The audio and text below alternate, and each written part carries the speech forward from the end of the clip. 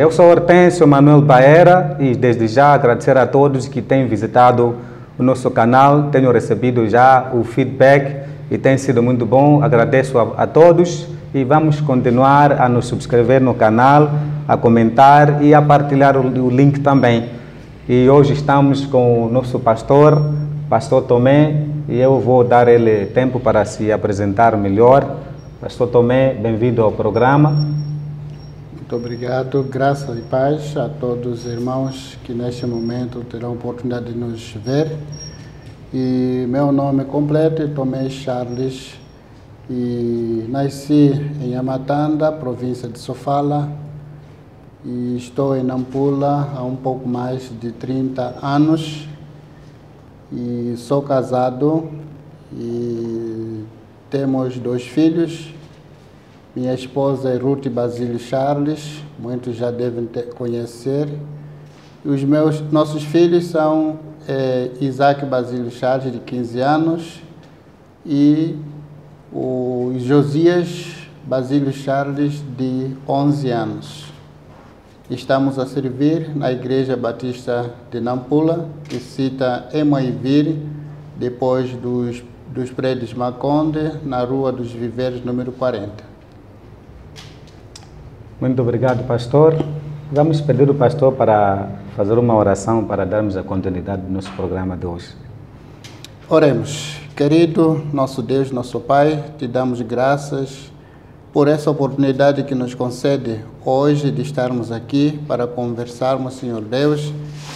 Pai Santo, nós pedimos a sua bênção sobre este programa, sobre esta entrevista, Deus, ó Pai, e que a vontade do Senhor possa ser feita. Continua, Pai Santo, estando conosco e com todos também que vão nos acompanhar, que de alguma forma possa servir para a sua edificação. Em nome de Jesus, amém. Amém. Então, para quem não conhece o pastor Tomé, eu conheci ele no tempo que eu ia casar uma das irmãs que estavam na igreja dele. Nesse tempo eu era jovem, pastor de uma outra igreja, fui visitar na igreja, acabei gostando de uma irmã lá, provoquei ele. Então é assim como nos conhecemos e hoje ele está aqui como meu convidado, é uma honra estar como pastor. E vamos entrar na entrevista. Vamos começar primeiro a saber como o pastor olhava para Deus. Nós sabemos que todo mundo tem uma ideia de quem é Deus, tem uma imagem, uma percepção. E como é que olhava para Deus antes de se converter? Ou quem era Deus, na sua opinião, nesse tempo? Bem, falar de Deus antes da conversão, posso não ter uma ideia muito clara, porque a minha conversão aconteceu quando eu era muito novo, com 11 anos de idade. Ok.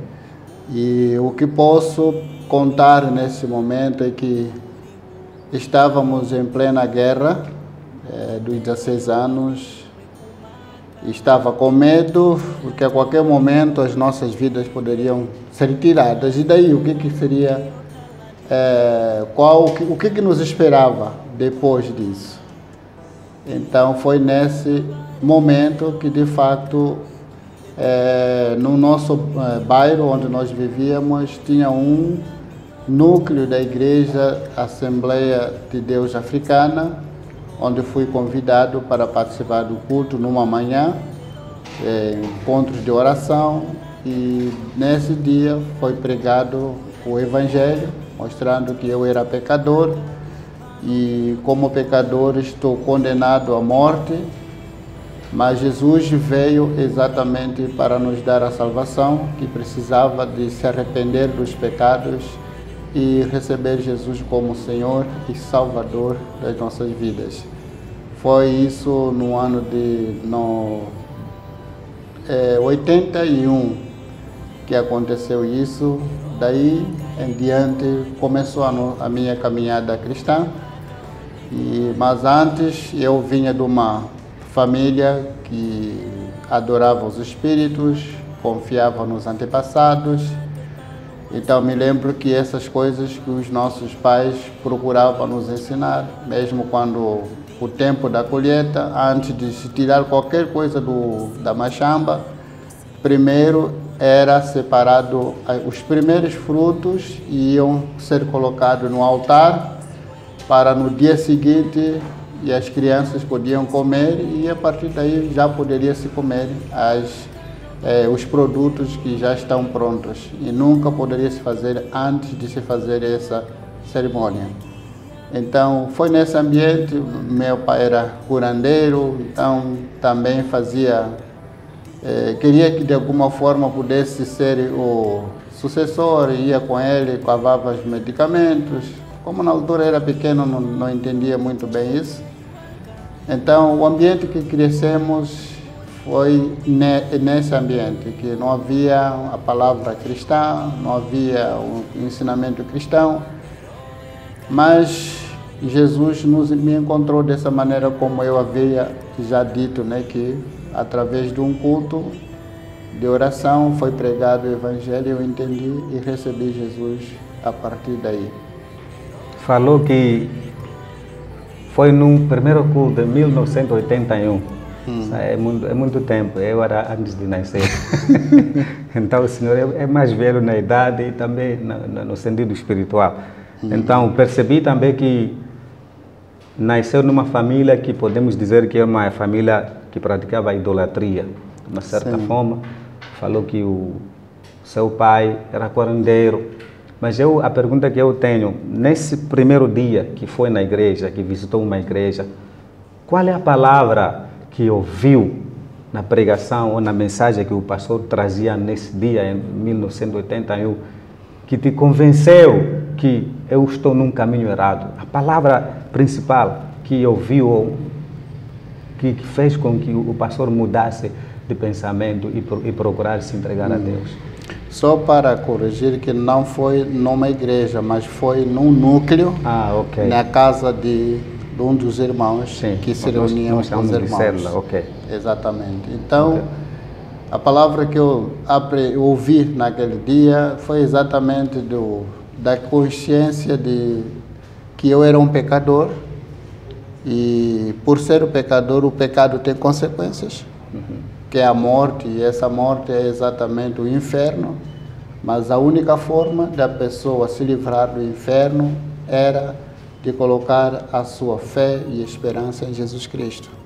E devia se arrepender da sua vida lá anterior.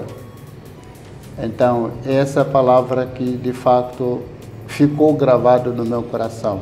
Não me lembro exatamente o texto que foi usado naquele momento, mas essas palavras marcaram na minha vida, que daí começou a caminhada cristã. O que me marcou, o pastor a dizer que se converteu com 11 anos.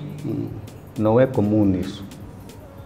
Para mim é um milagre ver uma pessoa de 11 anos perceber a mensagem, porque muitos até nesse tempo talvez está na escola das crianças, na escola bíblica das crianças, a ir lá só ouvir histórias bíblicas, ainda não tem noção do o que é pecado.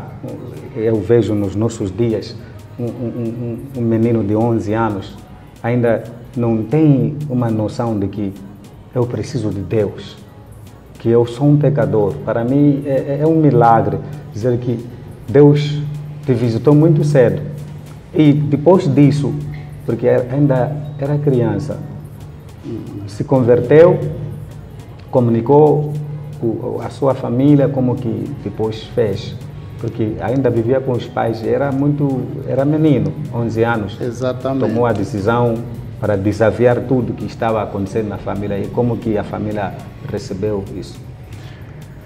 Então, quando eu comuniquei aos meus pais não tiveram uma reação contrária, né, em termos de proibição, não tive isso, graças a Deus. Já é diferente que na mesma época eu estava com os meus sobrinhos, que também participaram disso, só que eles tiveram repreensão por parte do pai, que não queria que pudesse se envolver com essas coisas, e por causa de que nos domingos tinham que ir trabalhar na machamba e não devia vir para a igreja. Mas a reação dos meus pais, eu percebi que foi mesmo a providência de Deus, que não sofreu uma repreensão ou uma proibição que não pode ir. Mas Então me deixaram livre desde esse tempo e tinha as minhas responsabilidades, poderia ir na machamba, trabalhar e os horários que de facto tinha o encontro do núcleo, poderia ir. E também aos domingos não havia nenhuma proibição, eu poderia avançar e ir para a igreja cultuar a Deus tranquilamente. Eu fiquei pensando aqui, enquanto o pastor estava a explicar, um menino de 11 anos decide se entregar a Deus. E neste momento, é um momento que queremos ir na estrada, jogar bola, brincar, provocar, experimentar da vida. O que aconteceu na sua vida social? Alguma coisa mudou? Os seus amigos, os meninos naquele tempo que brincavam contigo, o que o pastor falou para eles?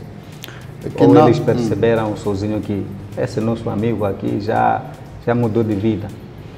É que na verdade as brincadeiras nunca impediram, né, porque eu tinha horários que exatamente era para participar dos cultos e tínhamos outros horários que poderíamos brincar.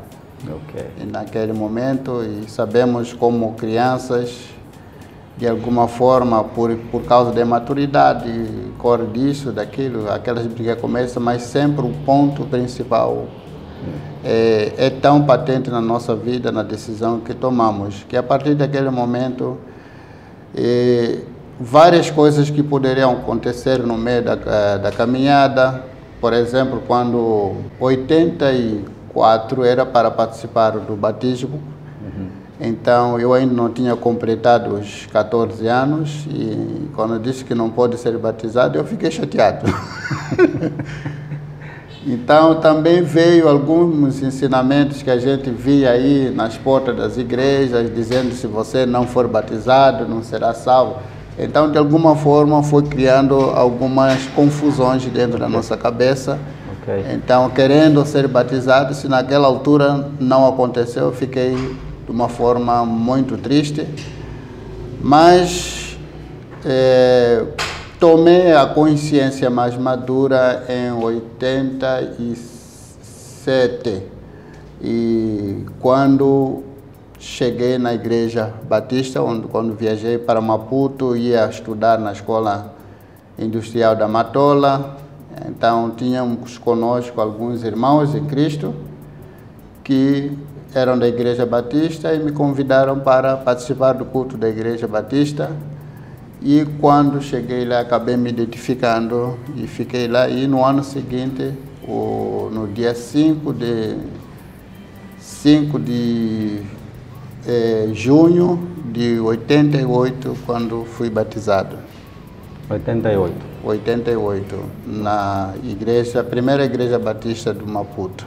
Isso já é depois de 7 anos? Sim, sim. Então, essa caminhada toda depois. Então, daí a minha vida foi se tornando cada vez mais madura, responsável. E quanto ao meu envolvimento, talvez vou deixar para...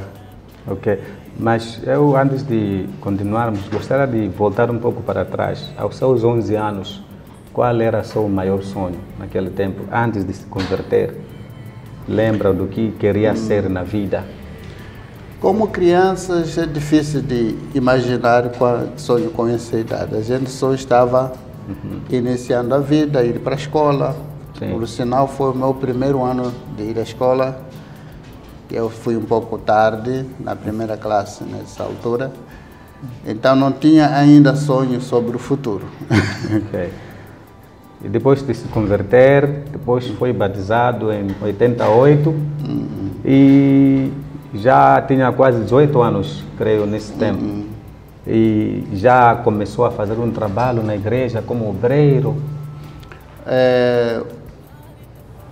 Diretamente fazendo trabalho na igreja, não. Então, como havia muitas pessoas capacitadas que estavam na frente em diversos ministérios, não tive oportunidade de me envolver no trabalho ministerial, mas o meu envolvimento começou aqui na Nampula, Ok. quando cheguei em 1990. Então, visitei a Igreja Batista, aliás, pela recomendação lá da igreja, primeira Igreja Batista de Maputo. Ok. E chegamos aqui, encontramos a Igreja Batista de Nampula, é lá onde voltamos, nos juntamos. Então, o meu envolvimento ministerial começou aqui em Nampula, como auxiliar da Escola Bíblica Dominical, como professor, e assim foi chegando professor, cheguei o superintendente da Escola Bíblica. Sim.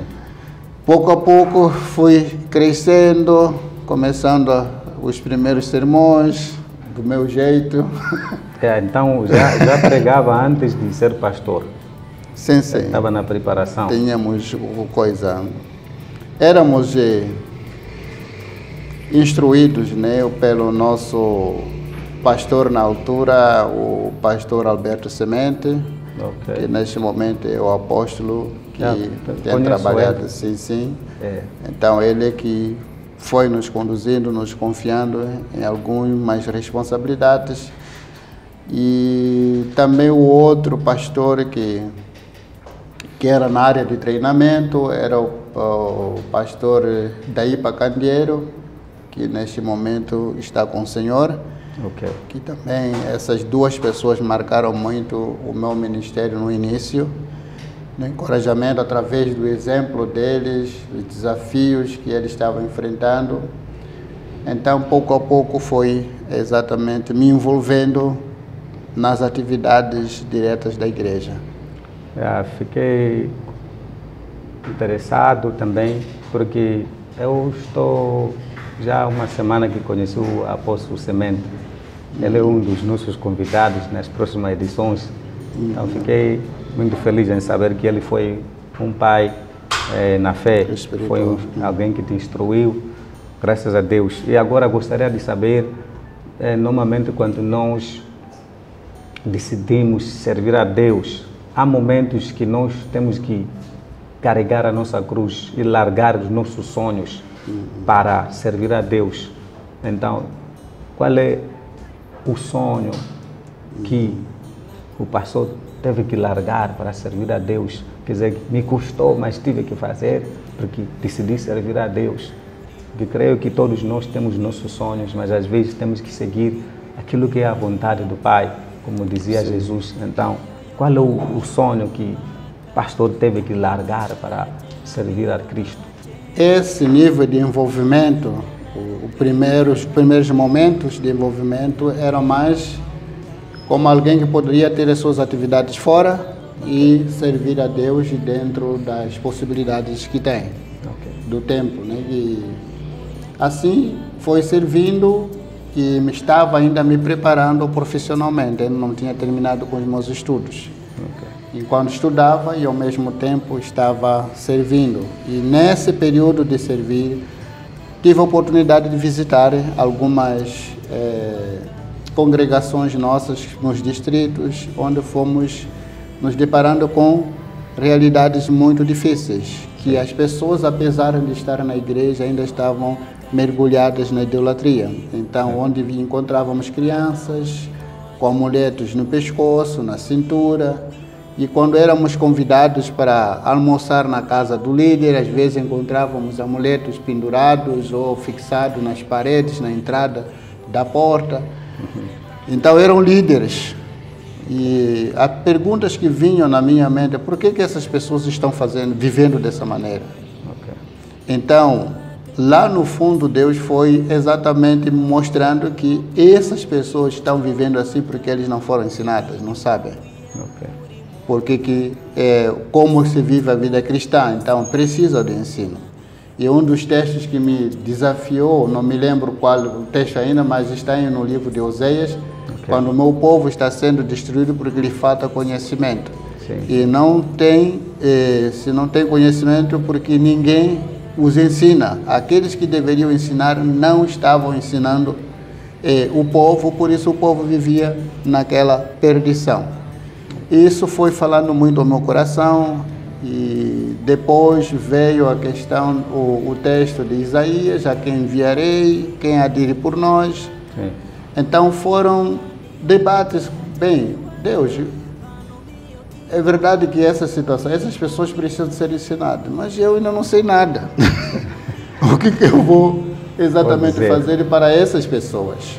Okay. Então, se é assim, eu preciso de ser formado, preciso de ser treinado, preparado para exatamente ensinar.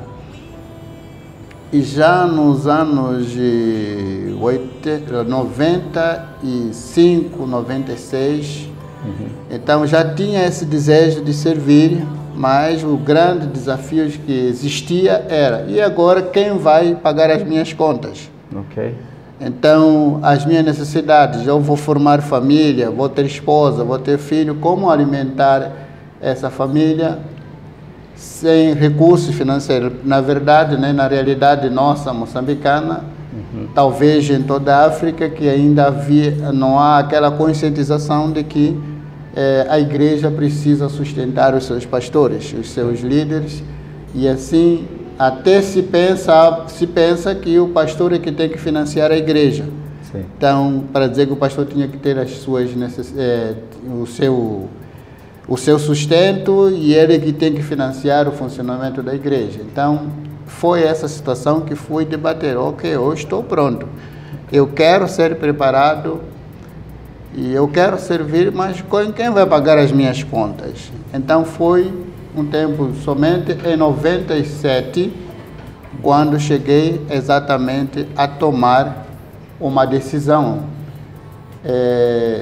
mediante o desafio de saber a soberania de Deus. Okay. Se é Deus quem manda, se é Deus que agora é meu Senhor, eu não tenho mais aquela forma de pensar que eu devo escolher, decidir como eu quero servir a Deus. Então, a forma de como quero servir a Deus deve ser como o Senhor quer. Então, se Deus decidiu que quer me no ministério a tempo inteiro, assim deve ser. Então, nessa altura, acabei tomando uma decisão dizendo que Deus, uma coisa eu quero servir, mas não quero depender muito das pessoas, ou seja, não quero me tornar mendigo. Mas que o Senhor, onde estiver as condições, o Senhor vai providenciar o que for necessário para que eu desenvolva o ministério que o Senhor me confiou para fazer. E ainda, além disso, houve outra questão da formação, que eu precisava me preparar para melhor servir. E assim Deus foi, de fato, abrindo as portas para formação no Brasil, onde culminou que em 98 fui ao Brasil para a formação, onde tive a oportunidade de formação teológica, missionária, e em 2004 voltamos e assumimos a Igreja Batista de Nampula no Ministério Pastoral até então. Então, em poucas palavras, pode nos dizer qual foi a maior motivação para servir a Deus como pastor? Em poucas palavras, porque já estamos a chegar no fim, a sua maior motivação para se tornar pastor. Nós sabemos que as pessoas hoje em dia se tornam pastores por vários motivos. É por isso que a própria Bíblia diz: outros pregam a Cristo por si mesmo, outros pregam a Cristo por ganância. E neste caso, qual foi a motivação de querer servir a Deus como pastor? E como eu já havia falado, as necessidades das pessoas do mundo. Então podemos dizer que foi, a Bíblia diz que Jesus, ele olhava para as pessoas e olhava que eram ovelhas perdidas e tinha compaixão para as pessoas. E disse, exatamente, como disse que isso, as visitas que fazia das congregações, daquela situação que via nas pessoas, e eu acabei olhando para o meu bem-estar como secundário. Então, essas pessoas que estão a viver assim, precisam de fato de ser ensinadas a palavra de Deus. Então, podia pensar os meus sonhos, eu quero ter minha boa carreira, ter recursos que eu podia, mas isso acabou falando mais baixo, e as necessidades que Deus me desafiou é que se colocaram na frente e aceitei, me mergulhei com tudo. E hoje, além da liderança da igreja local, também estamos envolvidos no trabalho de treinamento de líderes nesses locais onde Deus me mostrou. E através desse treinamento, dessa formação, as vidas das pessoas estão mudando. Então, pensamos que realmente que o ensino da palavra é que estava faltando na vida daquelas pessoas. E continuamos a desenvolver esse trabalho. Percebi que o pastor tem muita coisa para nos ensinar, nos contar, mas infelizmente por causa do nosso tempo, eu gostaria de fazer a última pergunta e depois pedir ao pastor para dar suas últimas considerações. A minha última pergunta seria: pelo que eu percebi, o pastor está no ministério há mais de 20 anos, ou mais de 30 anos. Estou falando no ministério pastoral, a partir de 2004. 2004, mas envolvido com trabalhos, pregações, como coisa, já lá para 93, 90, que já estava envolvido com os trabalhos. Há mais de 20 anos somando. Então, para uma pessoa continuar firme na fé, firme na ministração, na pregação da palavra de Deus durante todos esses anos, talvez o pastor pode nos dizer qual é o segredo, de onde vem essa força. Eu conheço muitos jovens que depois de 5 anos ou depois de casar, era um jovem que pregava com alegria, era um jovem que estava a servir, mas de repente volta para o mundo, já se perde, fica cansado, decepciona-se com Deus. Agora, o pastor está aqui 20 anos a servir a Deus. Qual é o segredo que fez com que o pastor permanecesse até agora? Essa é a minha última pergunta. Sim, eu digo o seguinte, né, e tenho também até aconselhado os jovens, mesmo quando desde pequenos estão a revelar o chamado, que o desafio é que é preciso que você tenha convicção do que Deus mandou para você fazer. Se você tiver essa convicção de que você foi chamado para ser pregador, para ser pastor, você não tem outra coisa para fazer à volta, você se concentra nisso. É o que Deus te deu para fazer, então vai fazer até no fim. As dificuldades vão aparecer, para você conseguir romper, ultrapassar, é essa convicção que está dentro de você, que Deus disse que eu quero que você me sirva desse jeito. Então, em obediência, a gente permanece, enfrenta as dificuldades, os problemas, e a gente não desiste. Mesmo quando estamos diante de uma dificuldade, um problema, antes de tomar decisão que agora já não quero mais, você tem que primeiro orar para ouvir o que o Senhor quer dizer. Então, se Ele diz que eu quero que você continue, não tem como fugir. Fazer a vontade do Pai. Então, a vontade. O que é mais importante é você estar no centro da vontade de Deus. Então, não é uma decisão emocional. Porque vi fulano a fazer isso, eu quero fazer. Não. Tenha a convicção, uma experiência sua de chamado. Que Deus chamou você para aquilo. Então, você vai até no fim. Até que Ele diga que agora quero usar você para outra coisa, é Ele agora que vai lhe conduzir. Então, é uma questão de obediência, é uma questão da convicção que você deve ter. Deus o chamou para fazer o quê? Amém. Agora, quero pedir ao pastor para dizer as últimas palavras. E nós somos uma nação muito grande, talvez com muitas necessidades, e eu sei que, como homem de Deus, uma das coisas que nós temos a responsabilidade de orar pela nação, pelo povo, pelo bairro. Então, gostaria que o pastor abençoasse-nos com as últimas considerações, uma palavra simples para as pessoas que estão assistindo, para nos dar a esperança. Bem, aquilo que tem mexido com o meu coração nos últimos dias é a qualidade de vida da nossa sociedade. Estamos numa altura que as igrejas se multiplicaram, são muitas, e essas pessoas estão a trabalhar em várias áreas, né, dessa sociedade, mas nós percebemos os serviços que estão sendo oferecidos para a sociedade não são de qualidade. para dizer que tanto os crentes como os descrentes não estão fazendo o que deveria fazer. Então eu percebo o seguinte, que existe de alguma forma uma separação, a vida cristã com a vida fora da igreja. Que nós como cristãos devemos ser a mesma pessoa aonde quer que estejamos. Sentindo que se hoje eu sou trabalhador funcionário da saúde ou da educação, aonde é uma oportunidade que Deus me deu para servir. Eu tenho que prestar o serviço com qualidade, como se estivesse servindo ao Senhor. Porque, afinal de contas, prestaremos contas ao Senhor por causa disso. Então, isso está faltando exatamente dentro das nossas igrejas, ensinar que os nossos crentes, nossos membros, que onde estiverem, tenham oportunidade de servir a Deus para fazerem diferença.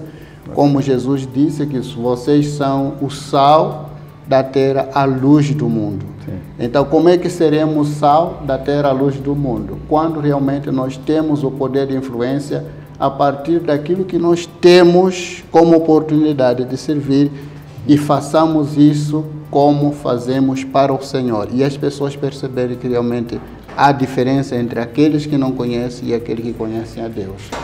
Então, dessa maneira, poderemos ver exatamente a mudança, a transformação da nossa sociedade.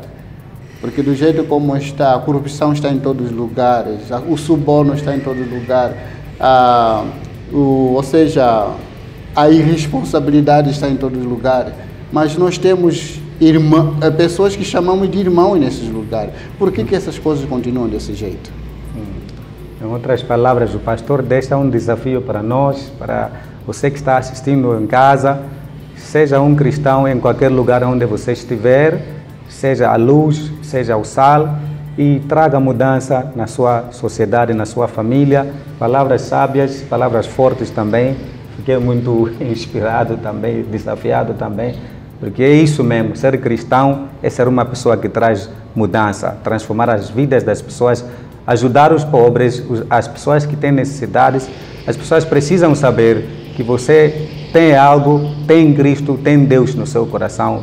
Pastor, foi uma bênção estar com o pastor aqui nesse programa. Não terminamos tudo, esperamos nas outras ocasiões estarmos com o pastor, que Deus possa o abençoar. Agradecer pela oportunidade que tivemos neste dia. Até as próximas vezes que o Senhor nos permitir. Este aqui foi o nosso programa My Testimony, o meu testemunho. Estávamos aqui com o pastor Tomé, da Igreja Batista de Nampula. Estamos no canal Voz Divina e estamos no fim do programa. Quero continuar a pedir aos irmãos e todos que estão assistindo o programa, vamos partilhar, vamos falar sobre o canal para os nossos amigos, irmãos, vamos apoiar o canal. Até a próxima. Deus te abençoe.